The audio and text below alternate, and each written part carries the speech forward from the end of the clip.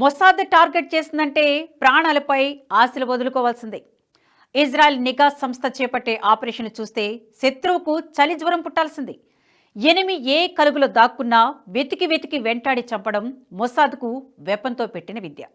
Operation diamond పేరుతో 1964లో Russia అత్యాధునిక యుద్ధ విమానం MiG-21ను ఇరాక్ నుంచి గుట్టు చప్పుడు కాకుండా ఎత్తుకొచ్చింది మొసాద్. తర్వాత ఆ ఫైటర్ జెట్ టెక్నాలజీ తెలుసుకొని శత్రువులకు చుక్కలు చూపించింది ఇజ్రాయెల్. సీన్ కట్ చేస్తే ఆపరేషన్ పూర్తయ్యే వరకు ఒక్క వార్త కూడా బయటికి రాలేదు. 1972 మ్యూనిచ్ ఒలింపిక్స్లో ఇజ్రాయలీ ఆటగాళ్లను చంపిన పాలస్తీనా టెర్రరిస్టులను ఆపరేషన్ రాత్ ఆఫ్ గాడ్ పేరుతో వెంటాడి మరీ చంపింది. ఈ ఆపరేషన్తో మొసాద్ పేరు ప్రపంచవ్యాప్తంగా మారుమోగిపోయింది. ఆపరేషన్ ఓపేరా పేరుతో ఇరాక్ అణు స్థావరాలను రెండో కంటికి తెలియకుండా పేల్చిపడేస్తే ప్రపంచం బిత్తరపోయింది. 1976లో ఎయిర్ ఫ్రాన్స్ విమానాన్ని హైజాక్ చేసిన పాలస్తీనా మిలిటెంట్లు ఉగండాలోని ఎంటబే ఎయిర్పోర్ట్లో యూదులను బందీలుగా చేసుకున్నారు. ఆ తర్వాత ఆపరేషన్ థండర్ బోల్ట్ పేరుతో మొసాద్ తమ పౌరులను విడిపించుకున్న తీరు నిఘా చరిత్రకే హైలైట్. తర్వాత ఎంటబే హైజాకింగ్ కీలక సూత్రధారి వడీ హదీద్ను ఊహించని రీతిలో మట్టిపెట్టింది మొసాద్. అతడు వాడే టూత్ పేస్ట్లో విషయం పెట్టి చంపిన తీరు ప్రపంచం ముక్కును వేలేసుకునేలా చేసింది. మొన్నటికి మొన్న హిజ్బుల్లా ఉగ్రవాదులను పేజర్లు వాకీటాకీలతో పేల్చేసింది మొసాద్. ఆ తర్వాత జరిగిన దాడులు Hezbollah chief Hassan Nasrallah, Hamas chief Yahya సిన్వార్తో సహా టాప్ కమాండర్లందరినీ మట్టిపెట్టింది. మొసాద్ ఆపరేషన్ స్టార్ట్ చేసిందంటే తిరుగుండదనే కీర్తిని సొంతం చేసుకుంది. ఆలస్యం కావచ్చు, కానీ రావడం మాత్రం పక్కా అంటూ వకీల్ సాబ్ సినిమాలో పవన్ కళ్యాణ్ చెప్పినట్లు మొసాద్ చేపట్టే కొన్ని ఆపరేషన్లకు వారాలు పట్టొచ్చు, నెలలు పట్టొచ్చు, సంవత్సరాలు కూడా పట్టొచ్చు, కానీ టార్గెట్ను ఛేదించడం మాత్రం పక్కా. మొసాద్ ఆపరేషన్ హాలీవుడ్ థ్రిల్లర్కు ఏమాత్రం తీసిపోవు. అందుకే మొసాద్ చేపట్టిన సీక్రెట్ ఆపరేషన్లపై చాలా వరకు హాలీవుడ్ సినిమాలు వచ్చాయి. అవి బ్లాక్ బస్టర్గా నిలిచాయి కూడా. 1949లో ఏర్పాటైన మొసాద్ ఈ 75 ఏళ్లలో 1000కి పైగా సీక్రెట్ ఆపరేషన్ చేపట్టింది. కొన్ని వందల మంది శత్రువులను గుట్టు చప్పుడు కాకుండా మట్టుపెట్టింది. అయితే ఏ ఆపరేషన్ చేపట్టినా పని పూర్తయ్యే వరకు చిన్న ఇన్ఫర్మేషన్ కూడా బయటికి రాకుండా చూసుకోవడం మొసాద్ ప్రత్యేకత. ఆపరేషన్ కోసం విస్తృత స్థాయిలో సమాచారాన్ని సేకరించే తీరు కూడా అబ్బురుపరిచేలా ఉంటుంది. మొసాద్ ఆపరేషన్ ఎంత పగడ్బందీగా చేపడుతుందో అంతకుముందు శత్రువుకు సంబంధించిన సమాచార సేకరణను అంతకంటే పగడ్బందీగా చేపడుతుంది. నిఘా సంస్థలకు పక్కా సమాచారమే ప్రధాన ఆయుధం. శత్రువు గురించిన పూర్తి సమాచారం కోసం ఒక్కోసారి మొసాద్ ఏళ్ల తరబడి వేచి చూసిన సందర్భాలు కూడా ఉన్నాయి.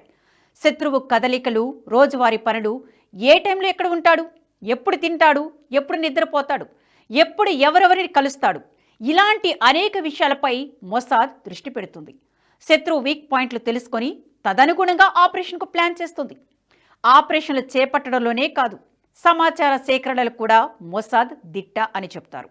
అగ్రరాజ్యం అమెరికాకు చెందిన CIA లాంటి గూఢాచార సంస్థలు కూడా పక్కా సమాచారం కోసం ఒక్కోసారి మొసాద్పై ఆధారపడతాయంటే ఆ సీక్రెట్ ఏజెన్సీ ఇన్ఫర్మేషన్ గ్యాదరింగ్ ఎంత పక్కాగా ఉంటుందో అర్థం చేసుకోవచ్చు.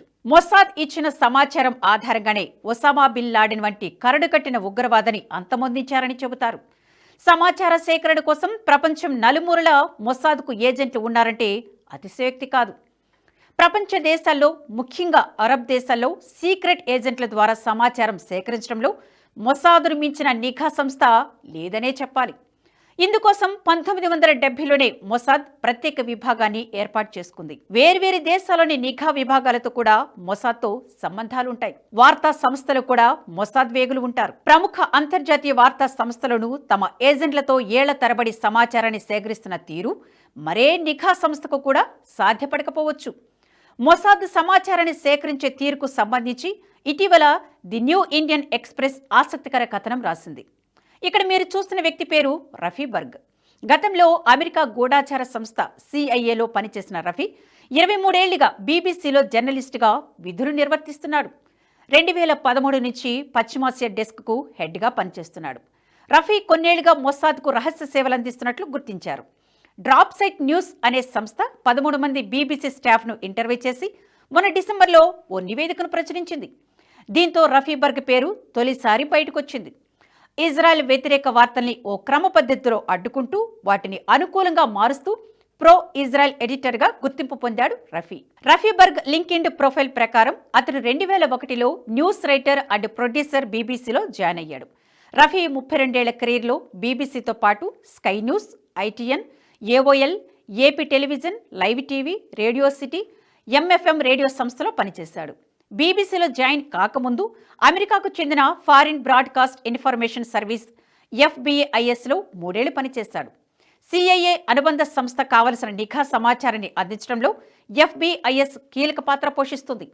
ఇతర దేశాల నుంచి వచ్చే సమాచారాన్ని సేకరించడం, తర్జుమా చేయడం, క్రోడీకరించి ప్రభుత్వానికి అందించడం ఈ సంస్థ పని. అయితే 2005లో FBIS సంస్థను CIAలో విలీనం చేశారు. 2020లో ద జెవిష్ టెలిగ్రాఫ్కి ఇచ్చిన ఇంటర్వ్యూలో తాను CIAలో పనిచేసినట్లు రఫీ స్వయంగా ఒప్పుకున్నాడు. అంతేకాదు, మొసాద్ ఆపరేషన్స్ పై రఫీబర్గ్ రెడ్ సీ స్పైస్ పేరుతో ఓ పుస్తకాన్ని కూడా రాశారు. పుస్తక రచనలో మొసాద్ కమాండర్ డానీ లైమోర్ తనకు సహకరించినట్లుగా కూడా రఫీ వెల్లడించాడు. రఫీ రాసిన పుస్తకం అద్భుతమంటూ లెమోర్ ఓ ఇంటర్వ్యూలో ప్రశంసలు కురిపించారు. 2020 జూన్ 20న తాను డానీ లైమోర్ కలిసి ఉన్న ఫోటోను ట్విట్టర్లో పోస్టు చేశాడు Rafi.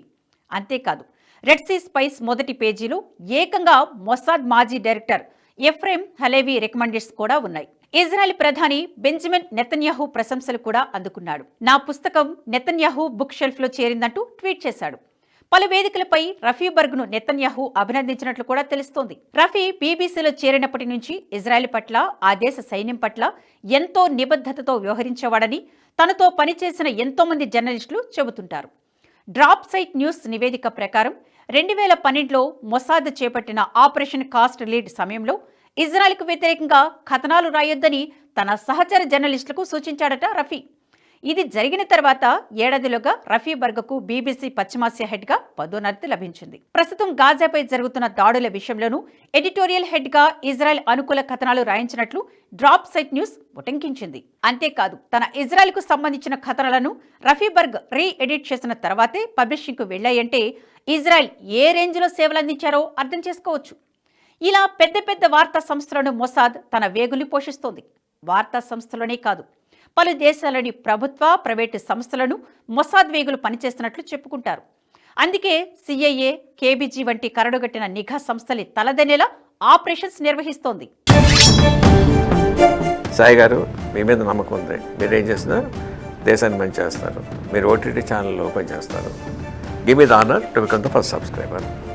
Thank you sir. NH ప్రైమ్ని సబ్స్క్రైబ్ చేసుకుంటున్నందుకు first thank you very much sir.